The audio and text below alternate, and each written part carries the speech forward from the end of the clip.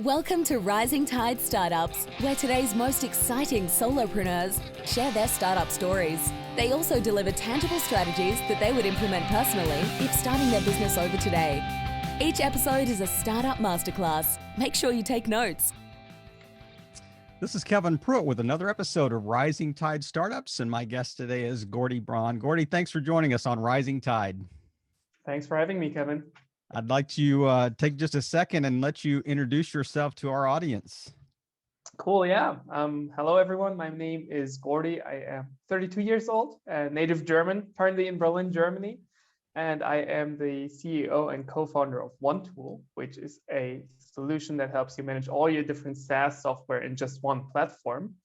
And always traveling between the States and Germany and trying to make this a really big company. And if, it doesn't take much digging in Gordi's profile, like on LinkedIn or even just doing web searches, but you'll quickly find that OneTool is not the first thing that he was involved with. So kind of walk us through your undergraduate, you did a master's degree in the States, and then tell us a little bit about all the different things that you've been involved with. I mean, even at your young age, you kind of turned into a serial entrepreneur here. Yeah, it's crazy because a lot of people, they pitch themselves as serial entrepreneurs, but I've done a few things, but I never saw myself. It's just naturally coming to me. But I think when I was 16 or 17, I realized when I was in school that I was pretty bored. German schooling is very strict and you've got to do a lot of homework and classwork. And I never really wanted to do that. I found it always very boring. Didn't want to prepare for exams. But what I really liked in school was doing all these like extraordinary out of school activity stuff. Yeah. And well, apart from all these things that I did there, I realized that I had a really strong passion for movie making and filming stuff.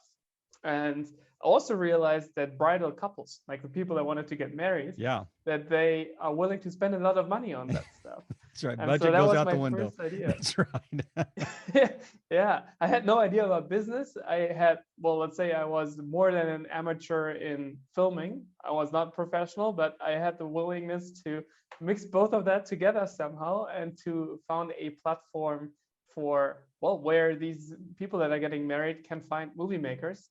And then we would just take a commission. Sometimes we would even go and make the movies ourselves, these wedding movies.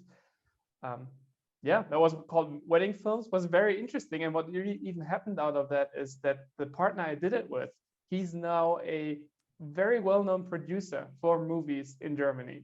Wow. Yeah. The Steven Spielberg of Berlin. Yeah, he's based more in southern Germany, in Rust, where there's a theme park called Europa Park. Mm-hmm. It's a really big theme park, and they have movie studios. And he does a lot of production there. But yeah, crazy story. And of course, that was more a hobby than it was actually a business, but it made us some money while we were like 18 and just continued like that. I think also still during high school, we were making music a little bit. And back then, I don't know if you're aware of that, but still in Germany, the techno industry and techno music scene is really big. Yeah. And we were just 2000, I think it was 2007 or so. We were going into that area trying to produce some tracks, and then we magically found 3 labels. I think one was in Washington DC, and 2 in Europe that were releasing and publishing these music tracks. And what happened is that we made it. I don't know how we made it into the iTunes Top 100, which was back then Spotify didn't exist. Mm-hmm, so right. It was a really big thing to be in the iTunes Top 100. And I realized that we had to give them 60% commission, these labels, and just decided, hey, I'm going to do my own label and we're going to publish our music on this label.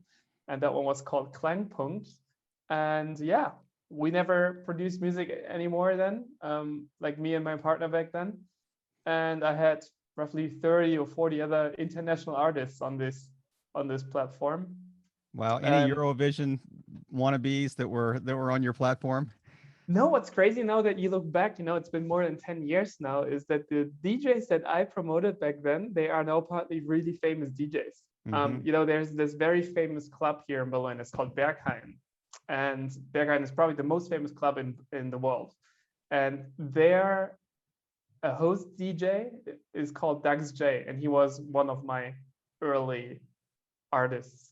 I It's think the crazy. moral of the story is, if you hang out with Gordy at early stage, you're going to be famous someday. So, maybe Yeah. maybe this podcast may take off now that I've had you as a guest. I mean, who knows?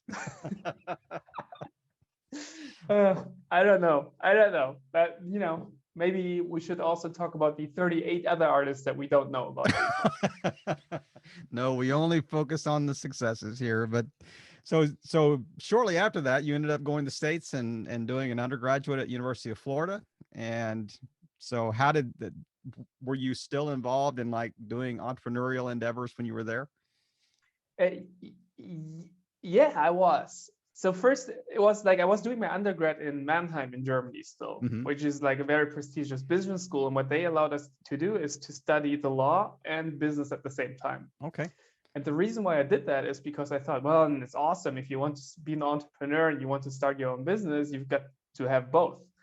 And then I quickly realized that this is, first of all, it was really hard to study there. And secondly, it was more theory than actually practice. And that's why I decided to go to the States, because back then, that was 2012, 2013.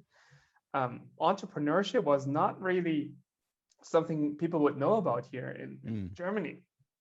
Yeah, and I had a feeling that if I really wanted to learn the culture and what it is, this like culture about entrepreneurship, that I would have to go to America. And surprisingly, and that's what I found even more surprising, is when I looked up all the master's programs that I could go to, is that there weren't a lot around Silicon Valley and in California. And the most well-known master programs about entrepreneurship, they were in, well, New York, I think, and Florida, and then in Texas. And that's how I went to Florida. Yeah. Got to Florida, then you also you got an MBA at Baylor University, Sikkim Bears. Sikkim. That's right. So in Waco, Texas, of all places. But it's interesting. I was watching a video online, and I don't know exactly what the timing is, but at one point in time, you were involved in like a ride sharing service in Germany. That was, kind of a like Uber-esque, type endeavor. So touch on that a little bit, or maybe or you can continue to walking through that timeline a little bit and get to that. Yeah. So your first question before that was, did I continue the entrepreneurial spirit in Florida? Yes. And yes, I studied entrepreneurship, and instead of writing a master's thesis, I could also found a business and then turn in all the papers related to that, as my master's thesis. And with that business, we had very strong hopes. It was called Locana, basically an Amazon for local retail stores, where you would connect the local inventories of all these local stores to one big platform so that you can compete against the really big online giant. And back then, this Keep Austin weird movement was really big, and everyone wanted to buy local in Austin. And so we decided to move to Austin to try to make it big there. And that's how I actually made it to Waco, Texas, because they offered me this MBA, which is focused on venture capital and entrepreneurship, while at the same time also working on this business. So long story short, that business did not really go super well. I think we were maybe a little bit too early. That would probably be perfect business in Corona times. But I stayed true to the venture capital industry when it came to that. Started working for venture capitalists here in Berlin, and then one of the things that we looked into was, how can you have a more sustainable version of Uber, and could that actually be a thing? And one of these companies called Clever Shuttle, they were one of these, and they talked to me, and we were pretty sure that we both liked each other. So I joined them not as a co-founder, but as one level below that to help them, go through everything from Series A, Series B to exit them in the end. It was really interesting to also see it not from a co-founder perspective. Yeah. So where is that business now? It got bought by the biggest railway company in the world, Deutsche Bahn. And I think what Deutsche Bahn, I'm not involved anymore since more than like 2.5 years now, I think. But I think the initial vision that they had when they bought it is to enable people to get from their house to the train station by Clever Shuttle, where the train then picks them up, brings them to the next city, and there the next Clever Shuttle waits again and brings them to their destination.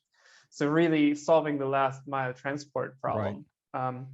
I'm not sure where they are currently, but I think they're still working on exactly that. Yeah, I mean, it was such an interesting idea. I mean, when I was watching the video, but I don't want to waste time on things that were in the past. We want to talk about things that are actually happening now. So it's, I've done this for, more than 3 years and interviewed a startup founder virtually every week for more than 3 years. And so often the business that they started was as a result of a personal pain point that they had, like a personal issue. They were solving it for themselves and they thought, wow, this has a broader application than just me. So is that kind of your story in the background of OneTool, or tell us like the origin story of how it got started? Yeah. I think the real origin story is that since like 10 years or so, I've always been really interested in productivity tools, productivity software. Yeah. Like when I applied for my first jobs, I did mass outreach emails to everyone before it was even a thing, right? And I always tried, like when Calendly wasn't existing yet, I tried to optimize and auto schedule things in my calendars and so on. So I always fell in love with these things, especially then when they got more commercial. And I kept that also, I kept that and also like pushed it towards my teams. And in Clever Shuttle, I had a pretty big team. And all of a sudden I realized, oh man, now we're using hundreds of different SaaS tools. So software, cloud-based tools. Yep. And what happened to me is that I didn't know who was using what, first of all. But second, even when I tried to figure it out, I was constantly chasing the invoices. I found people that left the company 6 months ago that were still on subscriptions, and stuff like that happened not only like once when I did an audit, but literally every month when I had to turn in invoices. And I just said, this can't be how we do business nowadays in these fast growing tech companies, because the alternative is you go to a big Salesforce, you have one tool for everything, but that also doesn't really work. And so what I wanted to have is basically, I wanted to have all these best of breed tools. That's how I call them, with all their specialists, whatever they do, right, but not the pain of chasing invoices, managing them, and so on. And that's how I got the idea that's what it's called, OneTool. The idea to have one tool that manages all these tools in one place. And that's, we initially started a little bit different, but that's the thing that OneTool does today. It lets you manage all these tools in one place. And it's as I was looking at the website and trying to get my head around exactly how this works, I mean, it seemed like it had like a multi-benefit, multi-feature that said, you can manage how you're paying invoices, you can manage even the utilization of the tool itself, like almost measure, is this tool still effective? Is it still doing its purpose? Is it earning its way, I guess? Is it the cost benefit analysis of using the tool? So how do you let's kind of pull the curtain back a little bit, and how does it integrate? I mean, do you have to log into all these tools and then like through some sort of API or something it just connects all these tools together into one dashboard, or how does it work? Yeah, exactly like what you just said. It's in very easy terms, you see a kind of like an app store for all the different tools that you can connect to, and you click on a connect button, and then it will forward you to the integration that we have with this tool. And normally this integration would ask you for either an API key or your username and your password, right, and to accept that we have access to certain rights here. And then literally a setup per tool takes you anywhere 20 to 30 seconds or so, then it's connected. And once you connect multiple tools that you use in a company, it will all auto match them to the same accounts. So all of a sudden you get this overview of Kevin is using 5 tools and he's spending so much every month. And in addition to that, because we have these deep integrations, it will also allow you to on and offboard users with one click. And I think that's where it becomes really interesting, because one thing is having the analysis about this, but if you can't take action, then it's only worth so much. But with us, you can say, hey, I see that Kevin is using 3 tools he's not supposed to use. One click and you are offboarded of these tools, rather than having to go into all these different software individually to find the user management section where I could delete you. Now, does it manage licenses as well? Like if you have a per user license or something like that for these tools, like say Salesforce or something like that. I mean, are you managing that? Is it that granular? Yeah, it depends on the connection, but for the big tools, it also does manage licenses. Mm-hmm. Let's say, for example, Slack, we could go in and say, I want Kevin to be part of the marketing channel. So please give him a user level role in the marketing channel. Yeah. Man, that's an amazing interface. So I mean, is this all, I guess, centralized into one dashboard? So if I have one tool, am I logging into virtually a dashboard and looking at users and looking at the tools and utilization metrics and things like that? Or is Yeah, it and the best thing about it is, of course, if you are the administrator of all these tools, then Mhm. you see your master dashboard where you see Right. utilization data, how many people log in, where tools are over or underutilized. You have defined groups and departments where you can say, I want the marketing department to only use these tools versus the tech department to use these tools. You see the invoices, all the consolidated billing data, and so on and so forth. And that's not developed yet, but as in the future, of course, we want also every employee to have their dashboard. Mhm. And what that means then is that they have their dashboard where they, for once, they see all their tools and then they click on them and they are automatically logged in. It's called single sign-on. Mhm. And on the second side, they also see all the tools that are available within this organization. And then rather than them just chasing or looking for tools somewhere in the internet, they can see exactly what's in store because it's like an app store Right. just for this company environment. And when they request a tool, it will pop up at your place, Kevin, again, if you are the admin, Mhm. and you can approve that access. Wow. So, I mean, you can be really finite about who has what tools and how they would utilize these tools. I mean, that's amazing. Is this dashboard like customizable? I mean, can I add certain widgets and take certain widgets away, like things I just want to see, or is it a pretty standard dashboard that just shows all tools that, especially if I'm the admin, that shows all tools that are incorporated into one tool? Uh, it is customizable while it is still very easy to use. I think that's the fair answer to it. Mm-hmm. If you look into other competitors of ours, you will find that sometimes it takes months to set things up.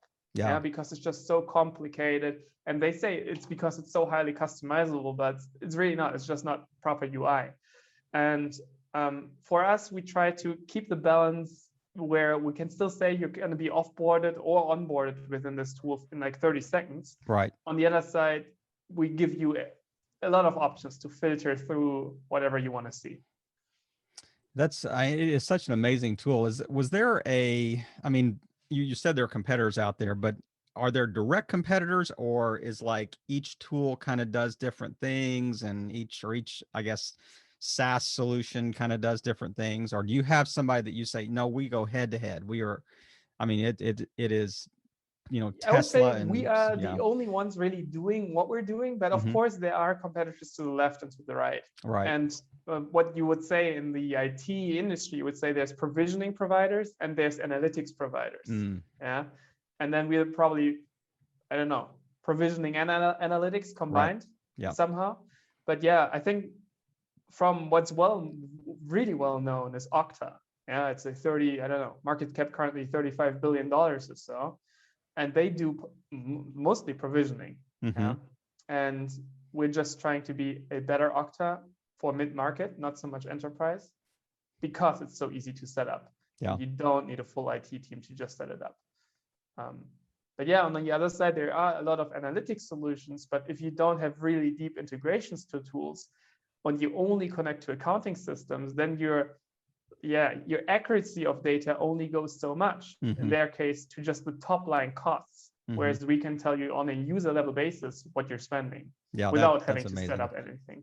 I mean, because actually, if you don't know on a per user basis, it's almost useless information. I mean, just because I'm spending $1 million on a tool doesn't mean that it's either, favorable or unfavorable. It's Exactly, beneficial yeah. or not. I mean, I don't know if every user in my company is using it, or if 3 people are using it. So it's certainly you want to have that second level of information. But Is there who's your primary connection point in a company? Is it the CIO, CTO? Is it a provisioning officer? Is it is it the chief exec? I mean, is it chief operating officer? Who is your primary point of entry? Yeah, the funny thing is, I cannot really tell you. Like in the beginning, we thought it's got to be the CIO, Mm-hmm. and then we thought it's got to be the system administrator. And now it really depends. Like when we talk to companies 50 to 100 employees, most of the times is the CEO or the CIO Mm-hmm. or the COO, one of these three. Right. If we go a little bit bigger in company size, we see everything from system administrator to vendor managers to procurement teams to CFOs to financial managers. It's just very, very broad. It seems like there's a really big need in the market to solve the SaaS chaos. But with that, if you talk to so many different customer groups or segments, they also have kind of different requirements around your product. Mm-hmm. So we're trying to balance that. Yeah. Yeah. I mean, I would think that you would have an unlimited list of people that would want bespoke, modifications done to the tool just to meet their, particular, circumstances or whatever. And there's a point that you say, actually this has to be almost off the shelf a little bit in some capacity, but. Yeah, and that's what we're saying. Of course, you can always go to specialist tools, and then specialist tools will allow you to go very deep and very granular on one software. Right. But then there's a decision you've got to make. Do you want to manage one software, or do you want to manage all your software? Yeah. What's more benefit to you? And then that also answers the question of how granular can you go? Because if you want to actually manage all your software on a very granular level, then, well, it's probably not going to be a solution that you can set up in 30 minutes. Right. Right. Yeah. Is there with all this integration, with all the, logins and things like that, is there an enormous security risk that you all have to manage? Yeah. And well, first, it's the security risk. I think we're pretty good on that because we have awesome engineers that, take care of that every day. Like we try to, or we are encrypting everything we can. We make sure that we never exchange really data except for tokens and so on in our systems. But of course, there's also security laws that we have to apply to. Like in our case, it's two. It's the American versions where we are currently working on our SOC 2 compliance, but then also the Europeans where we are working on, general data protection. Right. Yeah.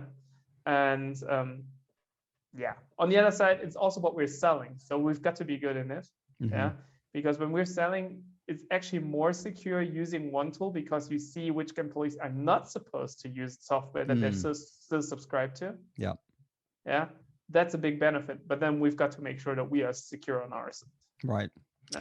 Is there a learning curve with a potential client, or when you talk to them, they just get it? They just understand it from the first moment you explain to them the benefits of this, or is this like, yeah, they say, I kind of see the need for this, but I mean, how much is it going to cost? What's the cost benefit analysis? I mean, I don't know that we're leaking a lot of money because of, licenses that we're not using, or if we're, tools, stuff like that.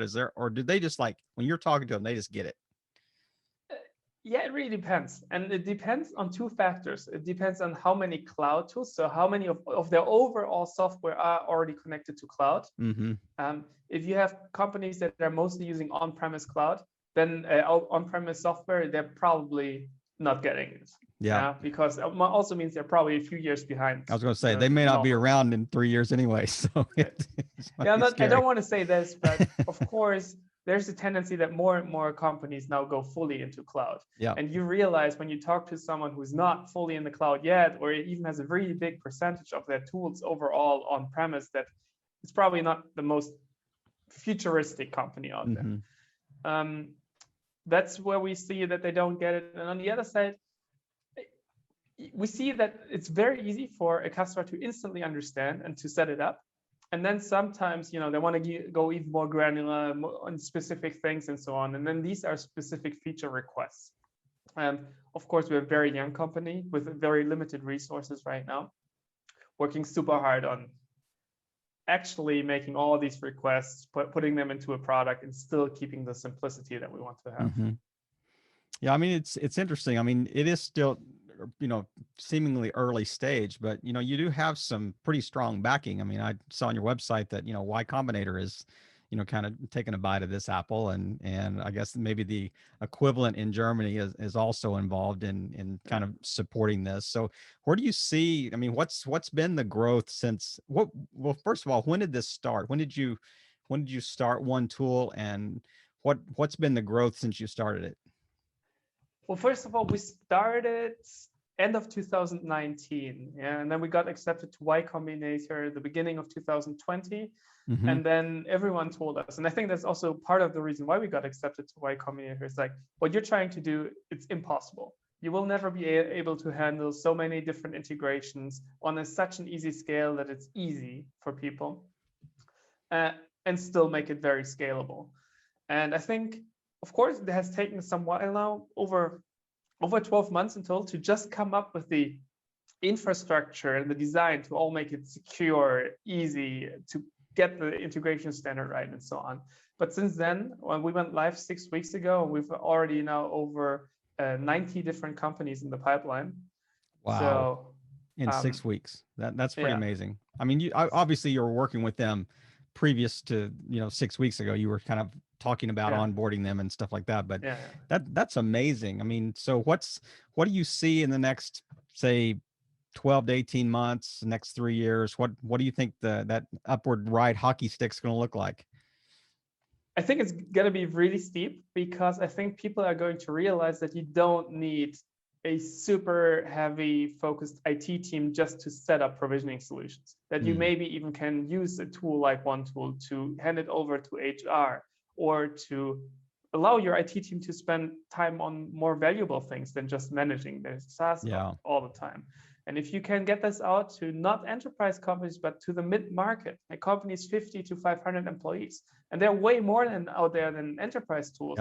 And this is going to be probably one of the safest bets for a really safe hockey stick.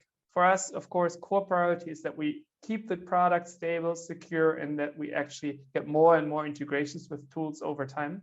But if we work on these 3 things, I'm very confident that we can be one of the leading players in the provisioning and SaaS analytics and management space. And you can do this anywhere in the world, or are you primarily focusing in the States, or where's kind of your primary target? Yeah, 60% States, 40% Europe. And yeah, I think it fits us. We are a very international company right now. Of the 15 people that work for OneTool, I think we have 14 or 13 different nations working for us, and nationalities. Of course, like, the States is a strong market. I think in terms of cloud usage, they are years ahead of any other region in the world. They're way more open towards using these cloud tools, and that's going to be our primary market for now. And the idea of like blockchain, are you thinking in those terms? I mean, kind of like future iterations and how this kind of integrates with blockchain, or I may be asking a question that's outside my own expertise here. Yeah, what I really like about blockchain is, in our case, is that it really allows you to securely authenticate. In terms of logging in somewhere. Right. And I know there's a lot of solutions that allow you to do single sign-on right now, but they do it over their server capacity. Yeah. So what I see is, and I've always struggled to see a use case really in blockchain. Maybe I'm not getting it. Maybe I'm not smart enough for blockchain. But this is the first really big use case I see, when you can say, hey, we're an identity provider. Right now, it's maybe only for enterprise or businesses. But if we developed it the right way, we could potentially be your single sign-on and your single login for everything. Yeah, for signing up for Uber, for signing up to Google, I don't know, like a similar button to like the Google sign-in button, but for everyone and securely, hosted by blockchain. We're not there yet. That's all the future, but maybe it's something that we will consider very soon. I mean, with technological advances, just quantum, speed, how the like memory, doubles every 18 months or something like. I mean, just crazy, like how quickly technology changes. But I mean, I could certainly see that, you wake up 12 months from now and you're thinking, we've actually had a pretty severe pivot, and we still do our kind of core business for sure, but we've had this new use case that we didn't even consider 12 months ago that is a huge, add-on, or it's maybe even a different branch of, what OneTool can do. And a lot of times those pivots overtake the initial idea, Yeah. as something that it just really can grow. But if you're thinking, who is my ideal customer, describe kind of your ideal avatar, size of company, maybe industry they're in, whatever, for Mhm. OneTool. Yeah, the ideal customer is a very fast growing company onboarding at least 10 employees every month, because onboarding is one of our key automations. Um, Mostly young companies, younger than 10 years old, and anywhere 120 to 150 employees at the stage when we start talking. This ideal customer uses all of their software in the cloud. Yeah, so it's very Mm-hmm. connected. G Suite, Office 365, Slack, Asana, you name it, with all these tools, and has to figure out what they're using, not only for auditing purposes, for example, because they're going through a SOC 2 compliance audit or something like that, but also in terms of just on and offboarding, making their overall stack more secure. Yeah, you have obviously answered that question before. So you had that answer down pat. Exactly. Somebody has asked you that question before. You You guys have know, sat in a that's room one of somewhere my and my determined that. biggest jobs when I'm leading the sales team, which I also do. Yeah, Yeah. that we've got to be really clear on who our core customer is, who we want to have. Also, when we pre-qualify others. Yeah. Well, that's a perfect segue into my very next question. So you and I are jumping on a lift. We're going to go up 10 floors. You've got about 45 seconds. Give me your best elevator pitch for onetool.co. I'm a CTO, I'm a CIO, and I'm standing there and you think you need my tool. Yeah. Imagine you are getting 10 new employees next month. How are you going to go into license generation for all these 10 new employees? I bet your current way to do it is you go into Slack manually, and Office 365 manually, G Suite manually, and so on and so forth. So you end up spending 2-4 days or so for your employee to onboard them. The alternative is you just use OneTool. You connect all your tools once, yeah, for 30 minutes, and then you can onboard all your employees with just one single click. And so my payment information is in there already. So when I onboard them, it just automatically invoices me. And you see do you everything, help you're fully me? connected. Yeah. Is it just the tool, or do you actually, walk me through like how to use the tool and like, I mean, are you showing me, okay, this is how you would onboard all your cloud platforms that you've got, that type of thing? Yeah, the good thing is, yes, we show you, of course. We Mhm. have account managers here that show you through the whole process and that explain it to you. But the good thing is the UI is so easy to understand that Yeah. after the first 30-minute onboarding that we have, it's very self-explanatory.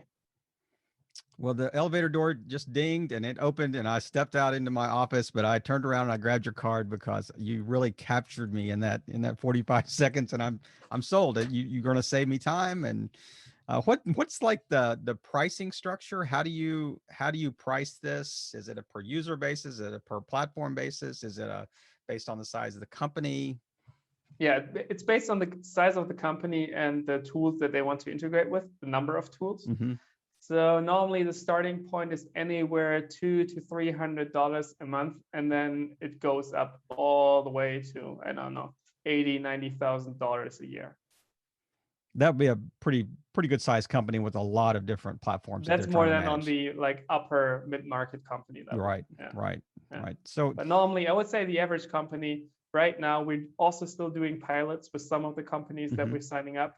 And then right now you still get pretty awesome deals for pretty low rate compared to anything else that you can see in the market. kind of early bird pricing. If you want to sign on now, you get a discount, you get a deal. Yeah, So exactly.